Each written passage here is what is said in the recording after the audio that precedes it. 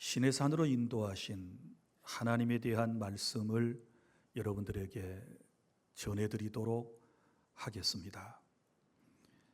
여러분, 출애굽을 한 이스라엘 민족의 최종 목적지는 가나안이었습니다.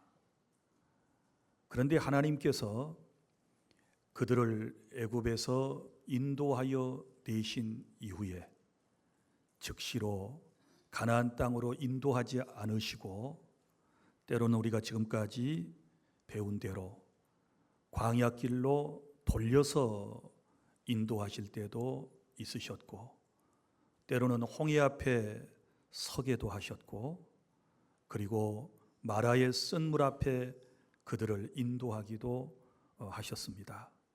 그리고 또한 신광야로 그리고 르비딤으로 그리고 오늘은 이제 시내산으로 인도하신 말씀을 우리가 보게 되는 것입니다. 사랑하는 성도 여러분, 하나님께서는 이제 여러 곳으로 그들을 인도하실 때마다 분명한 목적을 가지셨습니다. 오늘 말씀 1절부터 3절까지의 말씀을 보겠습니다.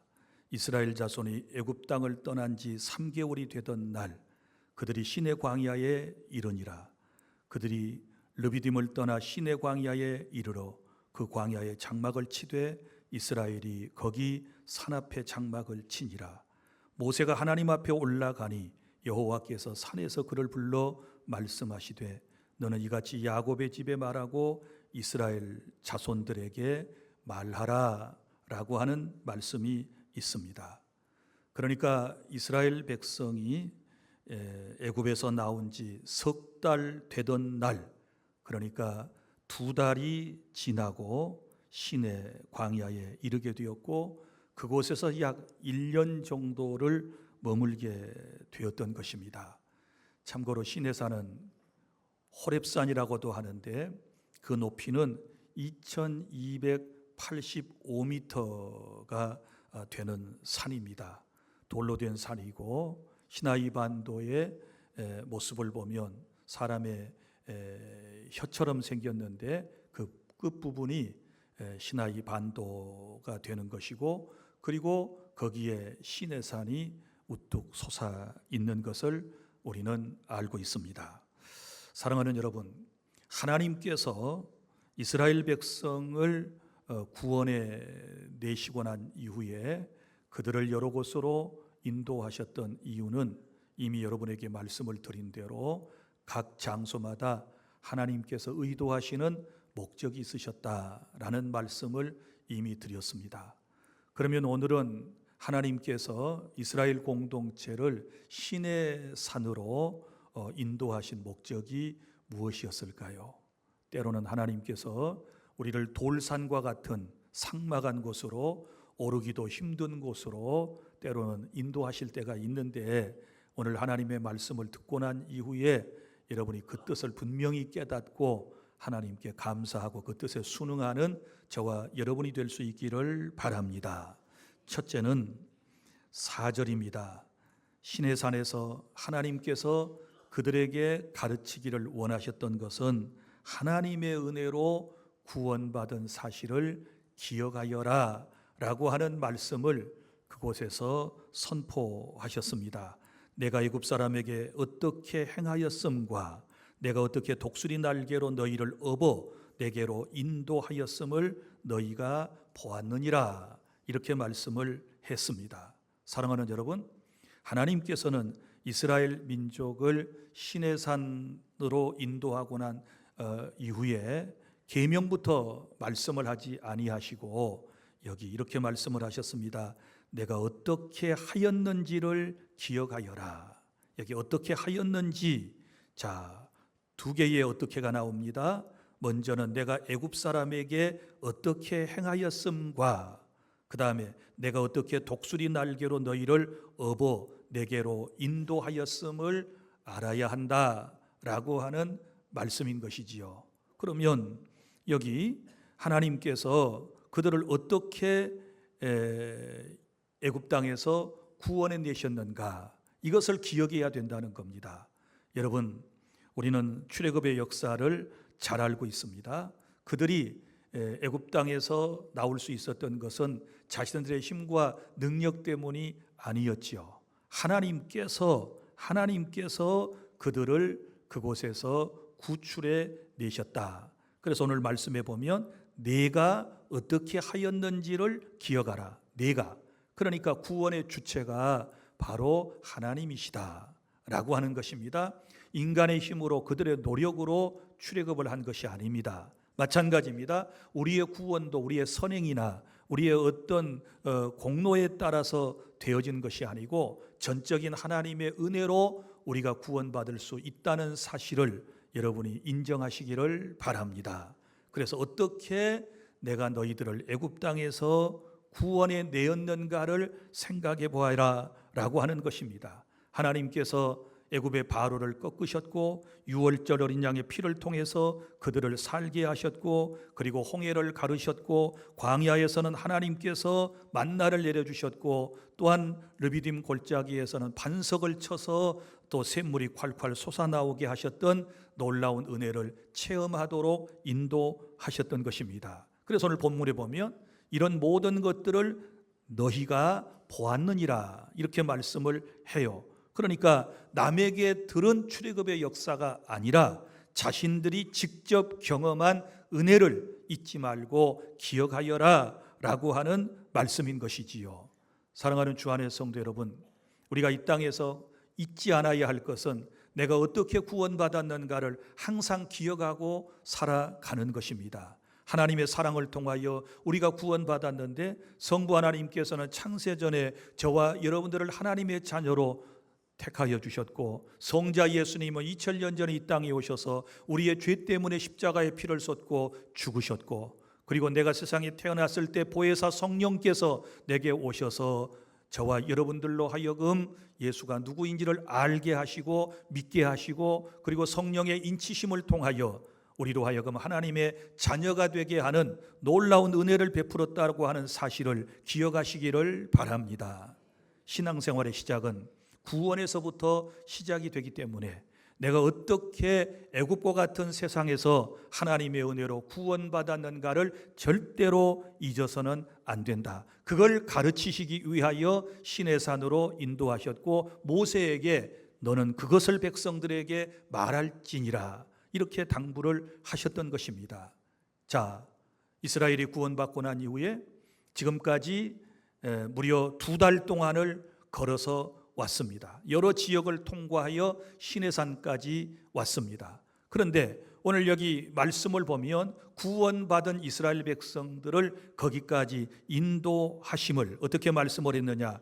내가 어떻게 독수리 날개로 너희를 업어 내게로 인도하였음을 너희가 보았느니라 이렇게 말씀을 합니다. 자, 독수리 날개로 너희를 업어서 내게로 인도하였다.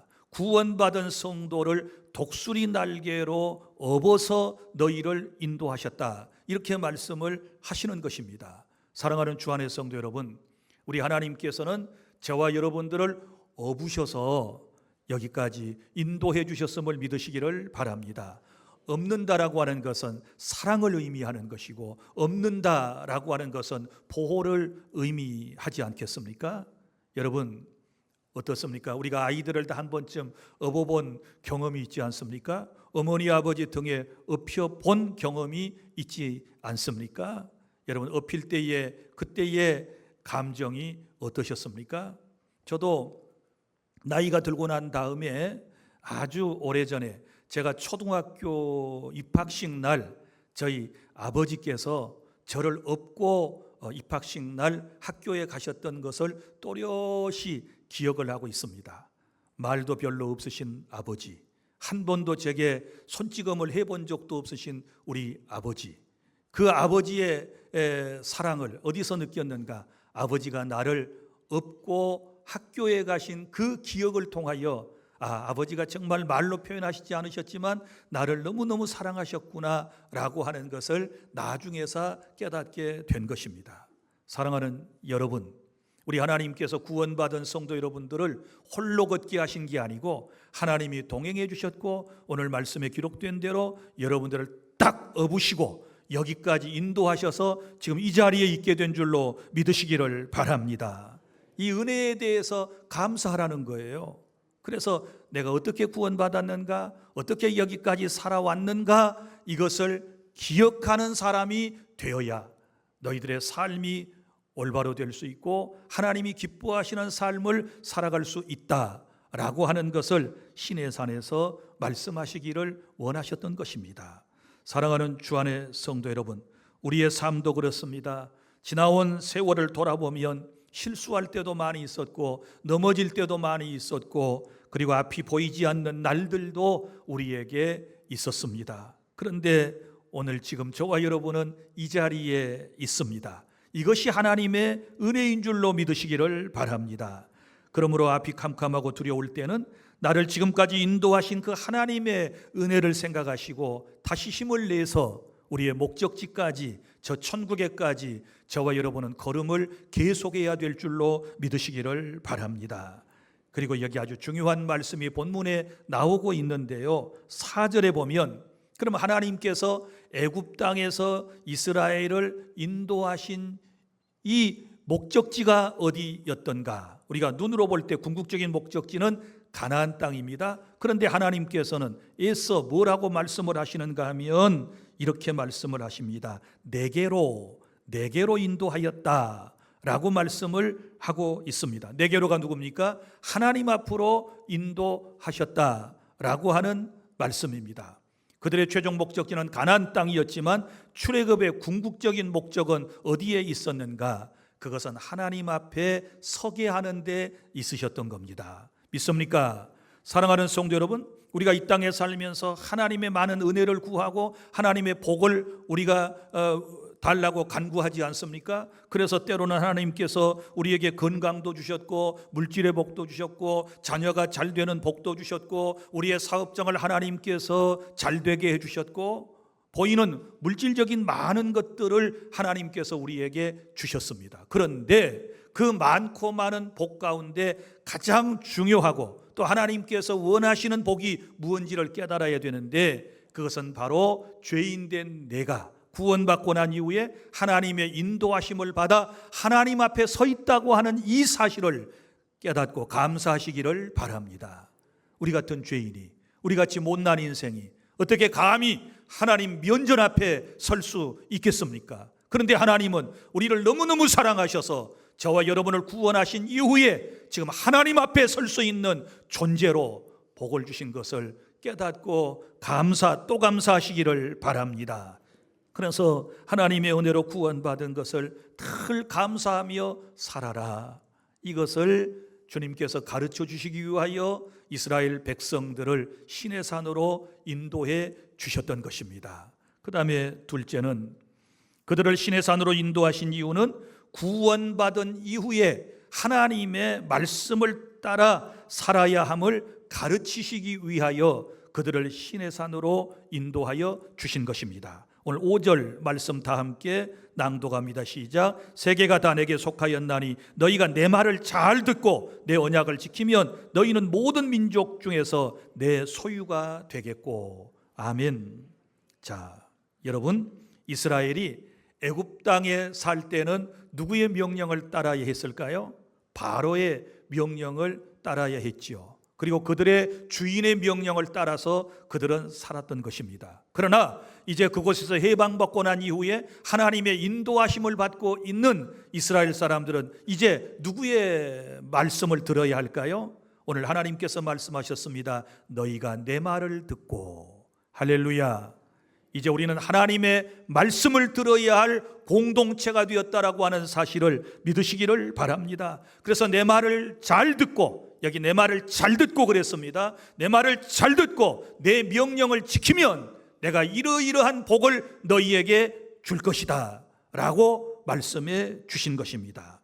사랑하는 성도 여러분, 그러니까 구원받아 하나님의 백성이 된 사람의 삶의 기준은 이제부터는 하나님의 말씀이 내 삶의 기준이 된다는 것을 알아주시기를 바랍니다. 그래서 하나님의 말씀, 곧 성경은 신앙과 행위의 유일한 기본이 된다는 것을 깨달을 수 있기를 바랍니다. 이제는 내가 하나님의 말씀을 통하여 하나님이라고 하는 분이 어떤 분이신가, 그리고 그 하나님을 어떻게 섬겨야 하는가, 이것을 우리가 말씀을 통하여 배워나가고, 그리고 하나님 백성답게 이 세상에서 살아가야 될 줄로 믿으시기를 바랍니다. 이제 더 이상 우리는 바로와 같은 사탄의 음성을 따라서는 안 되는 것이고, 만왕의 왕이요 만주의 주가 되시는, 나를 구원해 주시는 하나님의 음성에 귀 기울이고 그분의 말씀을 따라 살아가는 지혜로운 주 안의 모든 성도 여러분들이 다 되시기를 바랍니다. 사랑하는 여러분, 중요한 결정을 할 때 이제부터 하나님의 말씀을 따르시기를 바랍니다. 행동할 때마다 이것이 하나님의 말씀에 맞는 것인가를 생각해 보시기를 바랍니다. 사업을 할 때도, 그리고 가정에서도, 자녀를 가르치실 때에도, 사람과의 갈등 문제가 생길 때에도 하나님의 말씀을 기준으로 하여 모든 것을 해결하고 풀어나갈 수 있는 모든 성도 여러분이 되시기를 바랍니다. 구약성경 시편 119편 105절 말씀 여러분 혹 기억하십니까? 주의 말씀은 내 발의 등이요 내 길의 빛이니이다 라고 말씀을 하셨습니다. 여러분, 아무리 어두컴컴한 밤이랄지라도 등불이 있고 빛이 있으면 우리는 나아갈 길을 알게 되는 것이고 실족하지 않는 것입니다. 마찬가지로 하나님의 말씀은 내 등에 등불이 되어주시고 내 길에 빛이 되어주시기 때문에 말씀을 따라가는 사람은 실패하지 아니하고, 말씀을 따라가는 사람은 어그러진 길로 가지 아니하고 하나님께서 기뻐하시는 삶을 살게 될 줄로 믿으시기를 바랍니다. 사랑하는 성도 여러분, 구원받은 사람의 성숙된 믿음이라고 하는 것은 무엇일까요? 어떤 사람들은 성경을 많이 배워서 아는 거라고 생각합니다. 물론 여러분, 성경 잘 배우셔야 돼요. 성경 말씀을 잘 아셔야 돼요. 그러나 여러분이 알므로 끝나버린다면, 가르치는 것으로만 끝나버리고 행위로 이게 옮겨지지 않는다면 그것은 여러분 아무런 소용이 없어요. 주님께서 이렇게 말씀하셨습니다. 알고도 행하지 않는 사람은 더 많이 맞아요. 그러나 모르고 행하지 못한 사람은 적게 만든다는 뜻이지요. 그러면 무엇을 말할까요? 우리가 하나님의 말씀을 배워서 알고 깨달았으면 거기에 책임이 따르게 되는데 그 말씀을 따라 살아야 할 줄로 믿으시기를 바랍니다. 그러니까 내가 성경을 몇 번 읽었어, 성경을 내가 이렇게 많이 공부해서 알고 있어, 이게 자랑이 될 수도 있지만 중요한 것은 그 배운 말씀, 깨달은 말씀을 따라 살아가는 사람이 경건한 사람이요 하나님께서 가장 기뻐하시는 성도의 삶의 모습인 줄로 믿습니다. 셋째, 오늘 본문에서 주님께서 이스라엘 공동체를 시내산으로 인도하신 또 하나의 이유가 나오는데, 그것은 구원받은 성도가 내가 누구인지를 알게 하시려는데 그 뜻이 있으셨습니다. 그러면 구원받은 이스라엘 공동체는 도대체 누구였습니까? 그들은 어떤 신분을 갖게 되었습니까? 오늘 5절 이런 말씀이 나옵니다. 맨 끝에 보면 너희는 모든 민족 중에서 내 소유가 되겠고, 이렇게 말씀을 했습니다. 그러니까 이제 이스라엘 공동체는 하나님의 택함을 받고 구원받고 하나님의 인도를 받은 백성이 되었으니 하나님의 소유이다 라고 하는 것을 말씀해 주시는 겁니다. 물론 온 세상이 다 하나님의 것이라고 말씀을 하시면서 우리가 누구인지에 대하여 구체적으로 말씀을 해 주셨는데요, 여기 다시 말합니다. 내 소유가 되었고. 자, 하나님의 소유. 이스라엘 백성들은 오랫동안 애굽 사람들의 노예로서 그들의 소유로서 살았었지만 이제는 하나님께서 구원해 내시고 난 이후에는 신분의 놀라운 변화가 일어났는데 이제는 너희는 내 소유다, 내 것이다 라고 하는 말씀인 것입니다. 이 말씀은 금정역 성경 킹 제임스 버전판에 보면 뭐라고 기록되어 있냐 그러면 내 소유라고 하는 말이 특별한 보물이라고 하는 뜻입니다. 그러니까 하나님께서 특별히 아껴주시는 보배로운 소유와 같은 존재이다 라고 하는 말씀인 줄로 믿으시기를 바랍니다. 사랑하는 주 안의 성도 여러분, 이스라엘 백성들이 하나님의 특별한 소유가 된 것은 그들이 숫자가 많아서, 그들이 어떤 능력이 있어서, 그들이 어떤 선한 일을 행하였기 때문이 아니고, 이것은 순전한 하나님의 은혜였고 하나님의 절대적인 주권이었음을 믿으시기를 바랍니다. 그들이 특별한 민족이 된 것은 우리 민족 공동체와 달라서가 아니고, 하나님께서 구원 계획을 세우실 때 그들 가운데서, 그들의 후손 가운데서, 일찍이 아브라함에게 말씀하신 대로 아브라함의 후손 가운데서 바로 메시아 예수 그리스도를 탄생할 계획을 세우셨기 때문에 그들은 하나님 앞에 소중한 존재로서 인정을 받게 된 줄로 믿으시기를 바랍니다. 사랑하는 성도 여러분, 오늘 우리가 누구인가 다시 한번 자기 자신의 정체성을 가져야 될 줄로 믿습니다. 여러분, 때로 우리는 다른 사람이 나를 평가하는 그것에 우리의 마음이 흔들릴 때가 많이 있습니다. 여러분, 주변의 사람들이, 나를 알고 있는 사람들이 나를 평가할 때 키가 작은 사람, 키가 큰 사람, 잘생긴 사람, 못생긴 사람, 배운 사람, 못 배운 사람, 가진 사람, 못 가진 사람, 천한 사람, 귀한 사람, 시골 사람, 도시 사람 등등 여러 가지로 우리를 평가할 때가 있지 않습니까? 그런데 부정적인 평가를 들을 때 어떻습니까? 우리의 마음이 흔들리고 우리가 상처를 입을 때가 있지 않습니까? 여러분, 절대 그럴 필요 없습니다. 하나님의 말씀이 더 중요합니다. 하나님의 평가가 더 중요합니다. 너는 내 소유, 나에게 보물과 같은 존재야. 할렐루야. 이 사실을 믿으시기를 바랍니다. 또 뿐만 아니라 여러분, 살아가는 자기 자신의 처지 때문에 여러분 자신을 비하하여 여러분 자신을 스스로 함부로 평가하지 마십시오. 나는 못난 사람이야, 나는 못 배운 사람이야, 우리 가문은 형편이 없어, 우리 어머니 아버지 내세울 것이 없어, 내 직장, 내가 살아가는 환경 그렇게 썩 아름답지 못해, 이렇게 이제 늘 말하면서 자기를 비하하게 되었을 때 어떻게 될까요? 우리의 자존감은 무너지게 되는 것이고 우리의 삶의 모습은요 뒤틀어지게 되는 거예요. 그래서 여러분, 다시 말씀으로 돌아가세요. 하나님께서 나를 뭐라고 말씀을 하셨는가? 너는 내 소유이다. 나에게 특별한 존재야. 네가 얼마나 특별한 존재인지 내가 말해줄까? 로마서 5장 8절을 봐라. 하나님께서 이렇게 말씀하셨습니다. 나는 너를 너무 사랑했어. 그래서 너를 너무 사랑하여 너를 구원하여 내가 너와 영원히 함께 살기 위해서 내 아들 예수 그리스도를 이 땅에 사람의 몸으로 보냈어. 내 아들 예수가 너의 죄 때문에 십자가에서 피를 쏟고 죽으셨단다. 그리고 너를 내가 구원해 냈어. 이만큼 소중한 존재가 어디 있느냐라고 주께서 우리에게 말씀해 주심을 믿으시기를 바랍니다. 하나님께서 그의 아들을 보내셔서 나를 대신하여 십자가에 죽게 하시고 나를 구원하실 정도로 나를 사랑하신 이 하나님의 사랑을 다시 한번 받아들일 수 있기를 바랍니다. 환경은 변해도 하나님께 속한 우리의 신분은 절대로 변하지 않습니다. 나는 하나님의 소유, 하나님의 자녀, 하나님 나라 백성이라고 하는 사실을 믿고 당당하게 말씀 의지하고 믿음으로 살아가는 저와 여러분이 되기를 바랍니다.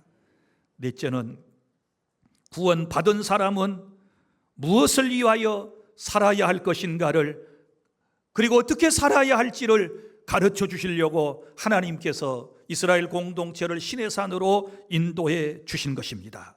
사랑하는 여러분, 세상 가운데서 하나님의 백성답게 살아가는 방법을 주께서 말씀해 주시는데 6절 보시겠습니다. 다 함께 시작. 너희가 내게 대하여 제사장 나라가 되며 거룩한 백성이 되리라. 너는 이 말을 이스라엘에게 전할지니라. 할렐루야.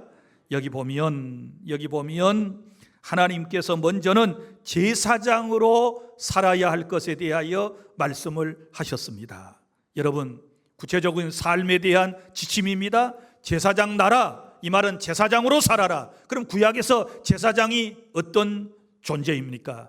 제사장은요, 하나님을 섬기며 제사를 통하여 하나님께 예배하는 사람을 누구라고 그래요? 제사장이라고 그러는 것입니다. 늘 제사장은 제사의 현장에 있어야 합니다. 제사는 오늘날 예배를 말하는 것입니다. 여러분이 구원받고 하나님의 자녀가 되었고 여러분이 제사장의 신분을 가졌다면 예배에 목숨을 걸어야 될 줄로 믿습니다. 예배의 자리에 있어야 될 줄로 믿으시기를 바랍니다. 하나님을 섬기며 살아가야 될 줄로 믿으시기를 바랍니다. 그리고 제사장이 하는 일이 무엇입니까? 하나님과 인간 사이에 중재자의 역할을 하는 것입니다. 인간의 죄를 지었을 때 제물을 가져옵니다. 그러면 그 제물을 통하여 하나님 앞에 제사장이 중보자로서 나아가게 되고, 그리고 그 제사 행위를 통하여 인간의 죄를 사함받게 해주는, 그리고 하나님 앞에 서게 하는 놀라운 사명을 감당하는 사람을 제사장이라고 그러는 것입니다. 사랑하는 성도 여러분, 우리 주 예수 그리스도는 영원한 대제사장으로서 하나님과 인간 사이에 유일한 우리의 중보자가 되심을 믿으시기를 바랍니다. 그리고 우리에게도 이러한 사명이 있습니다. 우리는 바로 제사장의 사명을 감당한다라고 할 때는 인간과 하나님 사이에 서서 여러분들이 아직 하나님을 알지 못하고 하나님을 믿지 않는 사람들을 주님께로 인도하는, 주님께로 이끌어가는, 나아가게 하는 그런 길을 제시해주고, 바로 그들을 하나님 앞으로 인도하는 사명이 우리가 감당해야 할 제사장적인 사명이라고 하는 사실을 믿으시기를 바랍니다. 사랑하는 성도 여러분, 그리고 또한 우리 어떻게 살아가야 하는지에 대하여 말씀을 하고 있는데, 너희는 거룩한 백성이 될 것이요 라고 말씀을 했습니다. 여기 거룩한 백성으로서의 삶을 살아야 한다. 여러분, 우리의 소속이 어디입니까? 이 땅의 나라에 발붙이고 살지만 우리의 궁극적인 소속은 하나님의 나라인 줄로 믿으시기를 바랍니다. 우리는 이중 국적을 가졌습니다. 그럼에도 불구하고 영원한 국적은 하나님의 나라인 줄로 믿습니다. 그래서 우리는 세상과 구별된 삶을 살아가야만 하는 것입니다. 우리가 하나님 나라에 속해 있다면 하나님 나라 방식을 따라야 되고, 하나님께서 말씀하신 대로 하루하루 삶을 살아가야 될 줄로 믿습니다. 이제는 세상적인 방식을 내려놓고 내 고집, 내 뜻, 내 생각, 내 철학, 내 삶의 스타일을 내려놓고 이제는 하나님의 말씀을 따라서 살아가는 것입니다. 그래서 먼저 우리는 우리의 생각하는 것이 성경적이어야 돼요. 우리는 늘 하나님의 백성다운 생각을 해야만 하는 것입니다. 너희는 먼저 그의 나라와 그의 의를 구하라. 그리하면 이 모든 것을 너희에게 더하시리라고 말씀을 하셨지 않았습니까? 그래서 우리의 생각은 늘 그의 나라와 그의 의를 구하고 하나님의 영광을 위하여 살아가리라 라고 하는 이런 생각들로 가득 차야 하는 것이고, 그 다음에 또 하나는 우리가 세상 사람과 달라야 할 것이 뭡니까? 바로 언어라고 하는 것입니다. 우리의 말씨가 달라져야 하는 것입니다. 여러분, 사람이 말씨를 들어보면 그 사람이 어느 지방에 속해 있는지를 대충 알 수 있지 않습니까? 여러분, 전라도 말을 하면 전라도 분이시군요. 경상도 말을 하면 경상도 출신이시군요. 서울 말씨를 쓰면 서울 사람, 강원도 말씨를 쓰면 강원도 사람이시군요 라고 우리가 짐작하고 알고 그러지 않습니까? 마찬가지입니다. 여러분, 하나님의 나라 사람과 세상 나라 사람들을 어떻게 구분할 수 있나요? 여러 가지 구분하는 방법이 있지만 그 중에 하나가 말씨를 들어보면 알 수 있습니다. 우리는 은혜로운 말을 합니다. 우리는 거룩한 말을 합니다. 우리는 하나님이 기뻐하시는 언어를 사용하게 될 줄로 믿으시기를 바랍니다. 말씨가 세상 사람하고 똑같아요. 세상 사람들이 하는 욕설을 내뱉고 세상 사람들이 하는 저속적인 언어를 사용하고 이러면 하나님께 영광이 되지 않는 거예요. 여러분, 야고보서의 말씀을 보세요. 사람을 구분할 때에는 말에 실수함이 없으면 그 사람이 곧 온전한 사람이라 라고 말씀을 하셨지 않았습니까? 여러분, 다른 것 보고요, 우리가 여러분의 마음속에 사람들이 다 들어가지 못하기 때문에 여러분을 잘 평가할 수 없어요. 어떤 분인지 몰라요. 그런데 그 속에 있는 것이 언어를 통하여 나오는 순간에 그 사람의 모습들이 드러나기 때문에 저 사람은 저 정도 배웠구나, 저 정도 수준의 사람이구나, 저런 윤리를 가진 사람이구나, 저 사람의 삶의 스타일이 저런 거구나 하고 그분의 말씨를 들어보면, 언어를 들어보면 우리는 알 수 있는 것과 같은 것입니다. 사랑하는 주 안의 성도 여러분, 저와 여러분은 예수님을 믿고 하나님의 자녀가 되었고 우리는 하늘나라 시민권을 가진 하나님의 백성인 줄로 믿으시기를 바랍니다. 이제부터 우리의 입술을 통하여 나오는 말 한마디 한마디가 하나님의 말씀의 근거에서 은혜로운 말, 덕스러운 말, 누군가를 살리는 말, 누군가를 희망을 주고 용기를 주는 그런 생명의 언어를 사용하실 수 있기를 바랍니다. 창조적이고 생산적이고 미래지향적인 성경적 언어를 사용하는 우리 모든 그리스도인이 다 될 수 있기를 바랍니다. 그리고 우리의 행동 하나하나 여러분 너무너무 소중한 것입니다. 내 신분과 그리고 내가 입고 있는 의복을 안다면 여러분 우리는 함부로 살아갈 수가 없습니다. 우리가 예수님을 믿고 난 이후에 주님께서 우리에게 입혀주신 옷이 있는데요, 그게 뭘까요? 세마포 옷이라고 성경은 말합니다. 흰 세마포 옷, 이것은 성도의 옳은 행실에 관련된 거라고 말씀을 하셨습니다. 여러분, 흰 옷을 입은 사람은 얼마나 조심해야 될까요? 아무데나 앉지 않습니다. 깨끗한 옷을 입은 사람은 아무데나 앉지 않습니다. 여러분, 늘 행동을 조심하는 겁니다. 여러분, 잘 다려 입은 옷이 혹시라도 어디 구김이 가지 아니할까 조심해야 되고요. 또 음식을 먹을 때에도 음식물이 몸에 옷에 묻지는 아니할까 늘 조심하며 우리가 살아가는 것처럼 우리가 예수 그리스도의 의의 옷을 입은 하나님 나라 백성들이라면 우리의 행동 하나하나도 하나님께서 기뻐하시는 행동이 될 수 있기를 바랍니다. 그래서 여러분의 모습을 보고 많은 사람들이 주님께로 돌아오는 그런 은혜가 있기를 바랍니다. 주님께서 이미 우리에게 오셔서 말씀해 주셨습니다. 너희 행실을 통하여 많은 사람을 옳은 대로 돌아오게 하여라. 착한 행실을 저 세상 사람들이 보고 나에게로 돌아오게 하여라 라고 말씀을 하셨습니다. 자, 우리 신약성경 베드로전서 2장 9절 말씀을 보실까요? 여기 우리의 신분에 대한 것과 그리고 우리가 어떻게 살아야 할지에 대하여 말씀을 하고 있습니다. 베드로전서 2장 9절입니다. 다 함께 시작. 그러나 너희는 택하신 족속이요 왕같은 제사장들이요 거룩한 나라요 그의 소유가 된 백성이니 이는 너희를 어두운 데서 불러내어 그의 기이한 빛에 들어가게 하신 이의 아름다운 덕을 선포하게 하려 하심이라. 아멘. 하나님의 말씀입니다. 여기 지금까지 여러분에게 설명해 드렸던 여러분이 어떤 존재인가에 대하여 말씀하고 있습니다. 택하신 족속이요 왕같은 제사장들이요 거룩한 나라요 그의 소유가 된 백성이니 이는 너희를 어두운 데서 불러내어, 우리는 과거에 어두움 가운데 살았습니다. 흑암 속에서 살았습니다. 그런데 주께서 우리를 불러내어 어두운 데서 불러내어 그의 기이한 빛에 들어가게 하신 이의 아름다운 덕, 이렇게 나오거든요. 그러면 주님께서 빛으로 오셔서 우리를 빛 가운데로 이끌어 주신 줄로 믿으시기를 바랍니다. 그 다음에 그러면 우리가 해야 할 사명이 나오는데요, 하나님의 바로 그 은혜의 덕을 선포하고 선전하고 여러분 많은 사람에게 알려야 할 사명이 우리에게 있다는 것을 말씀하고 있는 것입니다. 이제부터 우리의 삶은 아름다운 덕을 선포하는 삶이 될 수 있기를 바랍니다. 사랑하는 주 안의 성도 여러분, 이제 말씀을 맺습니다. 하나님은 이스라엘을 가나안보다 먼저 시내산으로 인도하셨습니다. 그 이유는 땅을 얻는 것보다도 하나님의 백성으로서의 준비된 삶을 하나님께서 가르치시기 위함이셨습니다. 그리고 시내산에서 4가지를 가르쳐 주셨습니다. 첫째는 하나님의 은혜로 구원받은 것, 그리고 하나님의 은혜로 여기까지 살게 된 것에 대하여 하나님이 가르쳐 주시고 그 은혜를 잊지 말라고 하심을 믿으시기를 바랍니다. 그리고 두 번째는 구원받은 이후에는 하나님의 말씀을 따라야 한다, 말씀을 따라 살아가라 라고 하는 말씀을 주신 줄 믿습니다. 그리고 세 번째는 내가 누구인가를 깨달아야 되는데 나는 하나님께 속한 자라고 하는 사실을 알고서 복된 삶을 살아가라고 주께서 말씀해 주셨고, 그 다음에 네 번째는 세상 가운데서 제사장의 삶과 거룩한 백성의 삶을 살아감으로 많은 사람을 주님께로 인도하는 선교적 사명을 감당하는 그리스도인이라고 우리에게 말씀해 주심을 믿으시기를 바랍니다.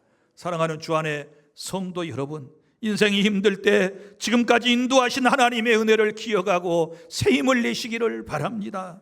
그리고 중요한 결정을 내릴 때는 하나님의 말씀 따라 여러분이 기준을 이제 삼고 살아가실 수 있기를 바랍니다. 그리고 내 마음이 흔들릴 때는 나는 하나님께 속한 사람이기에 하나님이 나를 지켜주시고 하나님이 나를 인도해 주실 거라고 하는 확신으로 여러분 환경을 그리고 모든 힘든 상황을 이겨내실 수 있기를 바랍니다. 그리고 세상에 나가서는 우리의 삶을 이제 하나님께 영광을 돌리고 구체적으로 믿지 않는 사람들에게 제사장과 그리고 거룩한 백성의 삶을 보여줌으로써 많은 사람들을 주님 앞으로 인도하는 참된 그리스도인이 다 되시기를 주님의 이름으로 축복합니다.